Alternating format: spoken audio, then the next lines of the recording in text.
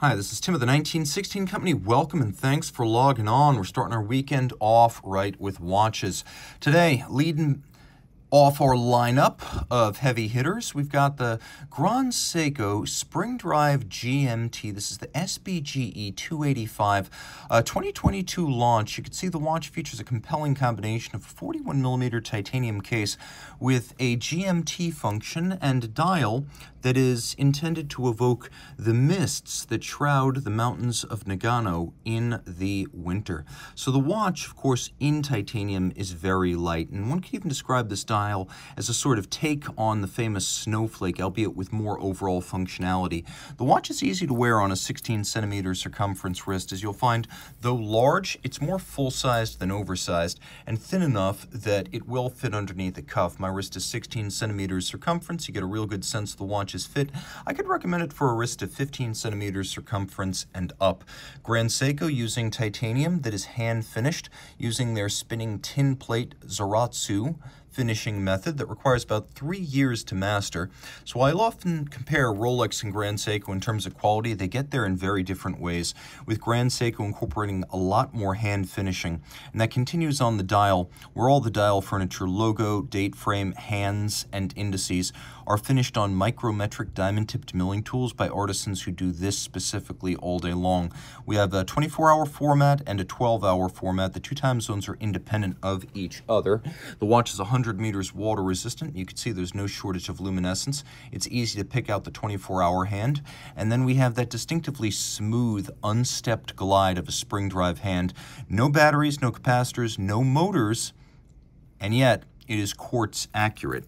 The movement is watchmaker built, watchmaker regulated, and when the time comes, watchmaker serviceable, designed to last the life of the watch. This is luxury quartz in a sense, but with no motors or capacitors or batteries. The mainspring drives the governing wheel. The governing wheel activates the quartz oscillator by means of induced electrical current, which then uses a electromagnetic braking force to slow the governing wheel, which is mechanically geared to the hands, thus spring-driven with no electronic intervention except for timing. And this watch accurate to plus or minus 15 seconds a month with a 72-hour automatic winding power reserve. Okay, so let's say you like the full bracelet look, but you want something that is a little bit more affordable, a little bit more Swiss, and a little bit more sporting.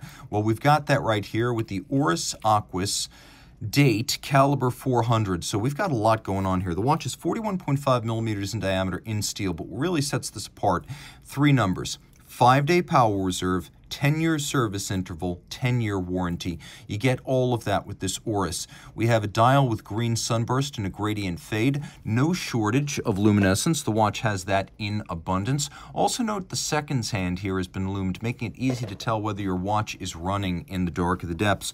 Green ceramic bezel insert. A very positive and upscale feeling and sounding sharp detent 120 click bezel. We've got a little clasp here with a couple of degrees of adjustment. You can see that there is a fold-out dive extension, but then 3 pairs of divots, so you can use your strap tool to change the anchoring point and adjust the fit. The removable links, impressively, are fit with screws, not pin sleeves, which is kind of exciting and unusual in the sub $4,000 watch class. This one being pre-owned, it'll be even less. The movement, Calibre 400 on the reverse side, anti-magnetic to 2200 Gauss. That's over twice 1000 Gauss. Also accurate to -3 plus 5 seconds a day and adjusted in 5 positions, so meeting and beating chronometer standards. Twin mainspring barrels and properly sized for this case back. You can also see the quick release mechanism in case you want to pop off the bracelet and throw it on a strap. But because it is a proprietary junction, you're going to have to use an Oris factory strap. That's okay. They have many options. Easy watch to wear, 48 millimeters lug to lug. No issues on that front. This would probably be my choice among entry-level luxury divers. A lifetime watch, an heirloom watch, yes, but also not the kind of watch that forces you to choose between giving your kid a watch for graduation and actually sending him to college. So this is a watch that allows you to have your cake and eat it too. Hell, no one's offering a 10-year warranty these days, with very few exceptions. This is in a class by itself, a warranty that's hard to find at any price. Now, let's say you want something that is steel, but a little bit dressier, more formal, maybe vintage inflected. How about Holy Trinity and Geneva Hallmark? We we have that with Vacheron Constantin. Back in 2017, they launched 2 Historiques collection models, tributes to their historic catalog. This is the triple calendar 1942. So we have cow horn or claw style lugs on a triple gadroon stainless steel case in 40 millimeters, a bubble-like sapphire designed to evoke plexiglass, a dial designed to evoke history. We have a sort of champagne sunburst center with a red on silver white track for the radial date, 1930s, 40s, and 50s style red on white printed day and month discs, and fired blue baton style hands. Flip it all over, we have a very modern movement. This is the 4400. Manual wind, 65-hour power reserve, and you can see it has a nice traditional center wheel architecture with an oversized solarized barrel, Geneva hallmark, not just on the movement, but also on the case. It's a full watch standard since 2012. Bevels are handsome. Note the presence of an interior angle on the center bridge, as well as 2 more on the train bridge adjacent to the balance. The bevels are impressive, but so are the bevels within the jewel and the screw sinks, and the stripes quite nicely done with perlé on the base plate, and then black polished screw heads with chamfered slots and circumference. Really, everything here is thoughtfully done. Look at the solarization on the crown wheel core and the fact that it's an off-center solarization. They really forget and overlook nothing at Vacheron. Throw it on the wrist, easy to live with. My wrist 16 centimeters. Your wrist, I think down to 14 centimeters, is going to wear this one really well. An everyday durable Holy Trinity complicated dress watch. Guys, this is as good as it gets. But let's say you want to cross the border. No, not to Mexico. To Germany. Glashutte, state of Saxony, traditionally Eastern Germany, the glass-blowing, silversmithing, and watchmaking heartland of the fatherland. And back in 2009, it launched this. This is the Glashutte Original Senator Chronometer, dedicated to the 13,000 marine chronometers or deck clocks made from the 19th century until the collectivization of horology under the communists in the early 50s. This is the marine chronometer tradition reborn. The watch is actually tested as a German certified chronometer, which is a unique and rarely seen distinction. And then at 42 millimeters in rose gold, it has a dial with a lovely granular texture and probably the most unique setting system I've ever seen. Watch this. Watch the seconds hand. So you could see it zeroes out. That's not unprecedented. Zero reset seconds systems are quite common. They're still elite, but they exist. What's really impressive is that it snaps the minute hand to the nearest minute, and then subsequent adjustments are in 1 minute jumping increments, allowing you to set this watch with supreme precision. Panorama datum with flush discs. Up at the top, you can see the dial is laid out like a marine chronometer. Small seconds at the bottom, power reserve at the top, 44-hour reserve, and you can see there's a little aperture that lets you know whether you're looking at day or night, for example. So I'll show you if you want to adjust. Eventually, as you enter the nighttime hours, that little aperture will transition to darkness. Taking a quick look now at the profile of the case, you can see very nicely done. The watch has a gorgeous movement, caliber 58, born to be precise and beautiful. You can see no shortage right there. It also has a unique mechanism, which is a planetary differential system, so that when you are winding the watch, you don't create any fluctuation in the torque to the escapement. So winding the watch will not alter the timing precision of this German certified chronometer. You can see the beveling is world class. So is the freehand engraving on the balance cock. We have Streifen across the bridges because we're in Germany, not Switzerland. They're not Côte de Genève. Note the presence, turn this all over so it's easier to see, of double solarization on the ratchet wheel with polished and beveled edges, jewels set in golden chaton cups, and we have the presence of both black polished and fire blued screws, a deeply impressive achievement in watchmaking, and one of my favorite models from perhaps the most underrated watch brand in all of Europe. Easy to wear despite its 42mm size. It's nice and flat. It will fit under a cuff. A lovely piece right there. One of the best dress watches you can buy. Now let's say you want to stick with the fatherland. I have an option for you that you may not have seen coming. When you think of a Lange, you generally don't think of a tank watch. But that is exactly what we have right here with the Lange & Söhne Cabaret, long discontinued. It's a difficult watch to describe dimensionally, being just over 25 millimeters wide, but about 43 millimeters from lug to lug. So it actually wears like a 40 millimeter round watch. The vast majority of Lange watches have a cylindrical case and stepped lugs. The only real exceptions being the Odysseus, the Cabaret, and the original Arcade, which came out in 1994. That was also a tank watch. Now, while the Arcade was thought of as a women's watch, the Cabaret is more of a unisex option. You can see it does fill my wrist considerably.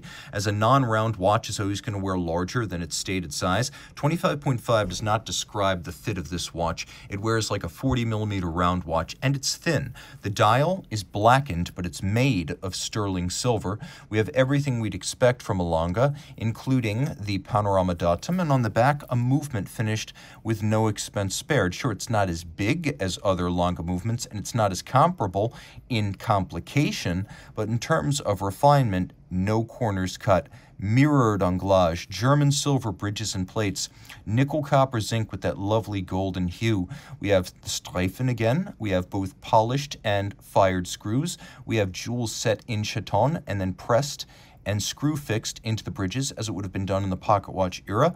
A freehand engraved balance cock again, another black polished swan's neck with a black polished steel cap on the escape wheel cock that has a sharp interior angle on it that is rendered in steel, very difficult to do. Perlé on the base plate, manual wind, and we have a 42-hour power reserve, and surprisingly, the refinement of stop seconds, leaving no stone unturned. Even on a fairly basic watch, Lange never betrays its faithful.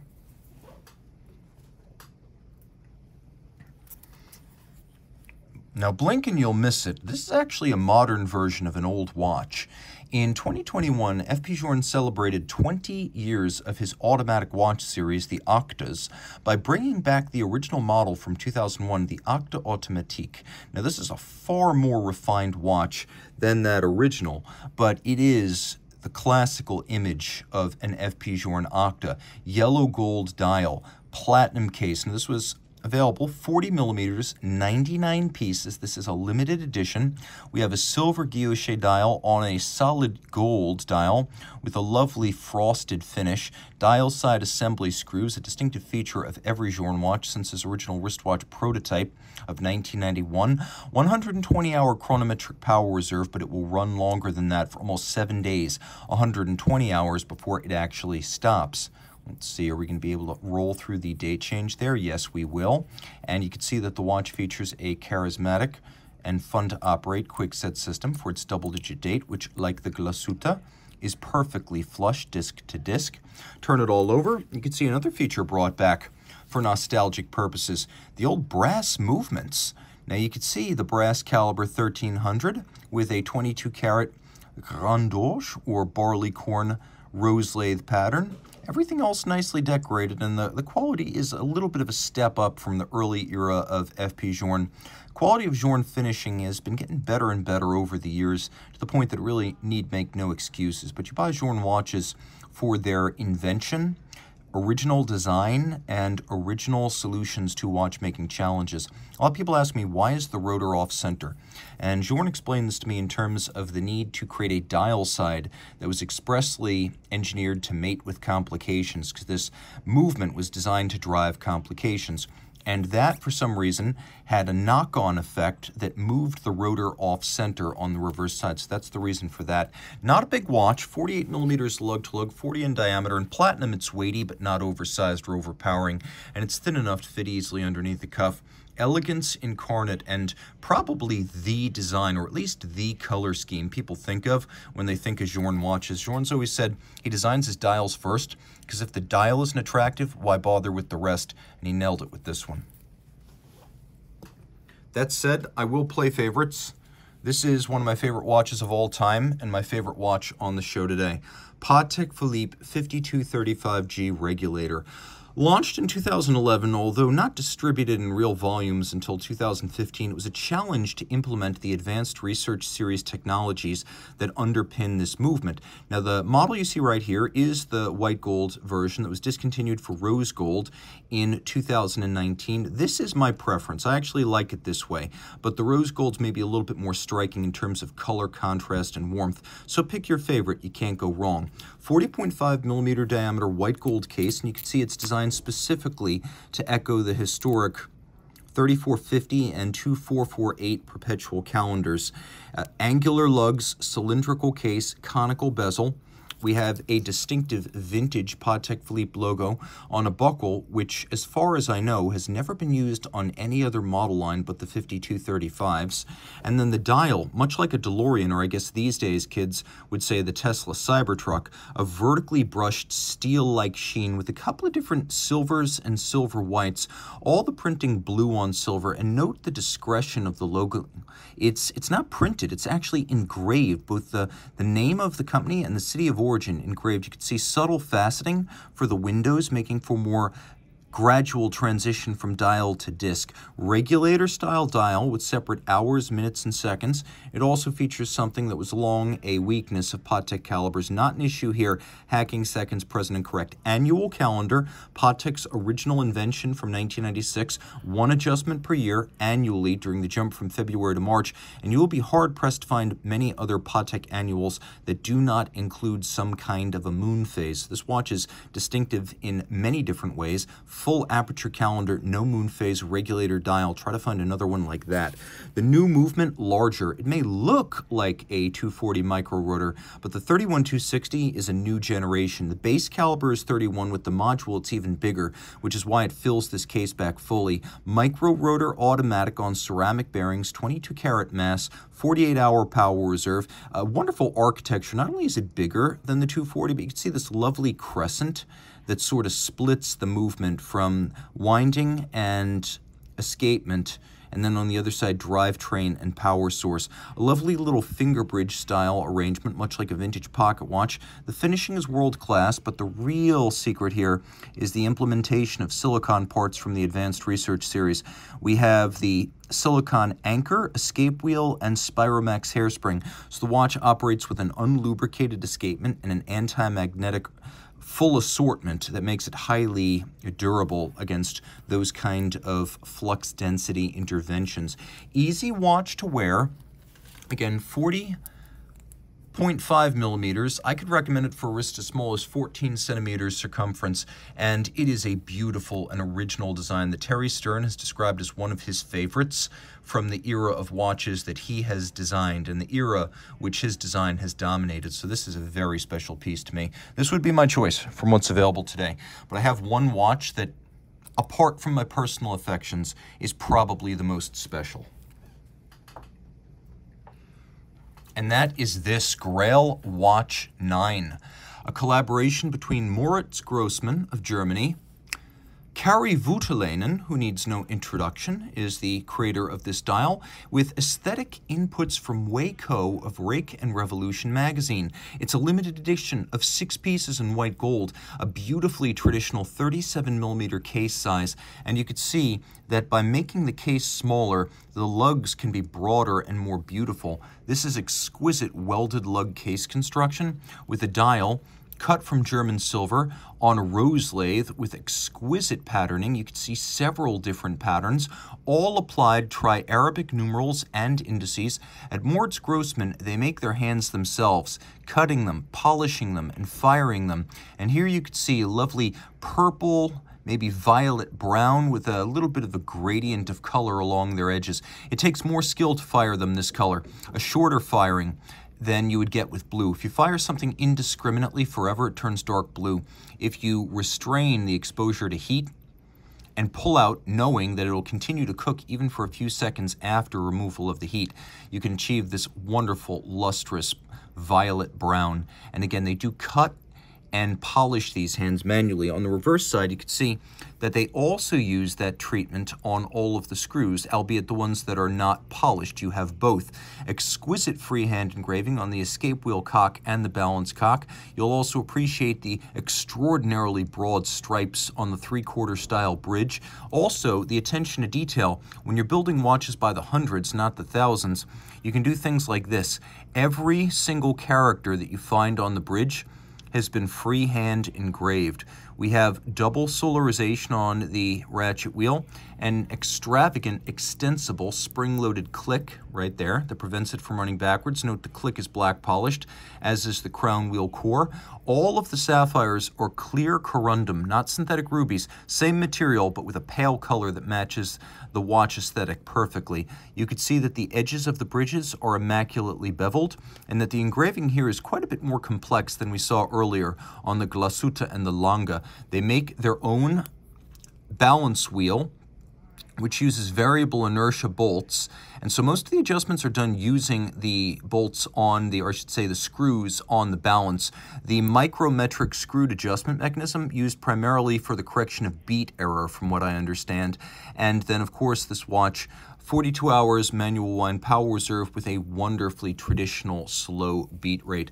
It is on a kudu leather strap, which I adore, and wears beautifully on the wrist. It's for him, it's for her, it's for anyone who has an eye for quality. I think between Lange and Moritz Grossmann, I can't decide who has the finest finish in Germany. It is a battle royale between those two. What I will tell you is that this watch's finish surpasses any of the Swiss watches, as well as the other Germans that you've seen on this program today. Reach out to Team Mosso at the1916company.com for purchase and pricing details of this or any watch you saw in this feature.